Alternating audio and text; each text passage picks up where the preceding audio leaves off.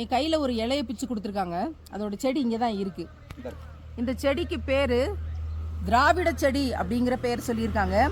இதை நல்லா இப்படி மடித்து பிச்சு கசக்கி இப்படி கையில் தேய்ச்சோம் அப்படின்னா தெரியுதா, அந்த இலையோட சாறு எந்த இடத்துல நம்ம தேய்க்கிறோம் அப்படின்னா அந்த இடத்துல ரத்தம் வந்துக்கிட்டு இருந்தால் இம்மீடியட்டாக ரத்தத்தை நிறுத்தக்கூடிய this leaves can stop the bleeding அப்படின்னு சொல்லக்கூடிய அருமையான மருத்துவ விஷயத்தை கொண்டிருக்குது.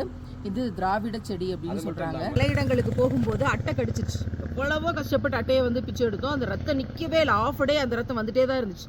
ஆனால் இந்த இலையின் மூலமாக அந்த அட்டை பூச்சியிலிருந்து அது கடிச்சிச்சுன்னா வெளிவரக்கூடிய ரத்தத்தை கூட நிறுத்துவாங்க அப்படிங்கிற செய்தி சொல்லியிருக்காங்க. இறைவன் எதை ஒன்றையுமே வீணாக படைக்கவில்லை.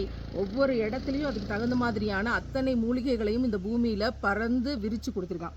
மாஷா அல்லாஹ். இறைவன் அத்தியாயம் 31 வசனம் 10 மிக தெளிவா சொல்றான், வானத்திலிருந்து மழை பொழிய வைத்து பூமியில் விதவிதமான பயன்மிகு தாவரங்களை முளைக்க செய்தான். சுபஹானல்லாஹ். இப்ப இந்த செடிக்கு என்ன பேரு நமக்கு தெரியாது. நமக்கு அறிமுகம் செய்த சகோதரர் இதை திராவிட செடி என்று சொல்லியிருக்கிறார். அதை நன்றாக தேய்த்து அதனுடைய சாறை தடவுகிற போது ஓடி வழிகிற இரத்தத்தை அது நிப்பாட்டும். காயத்திலிருந்து வழிகிற இரத்தத்தை அது நிப்பாட்டக்கூடிய தன்மை படைத்ததுன்னு பல அனுபவங்கள் வாயிலாக இங்கு இருக்கிறவர்கள் பகிரக்கூடிய செய்தியாக இதை முன்வைக்கும் போது அல்லாஹ் எதையும் வீணாக படைக்கல.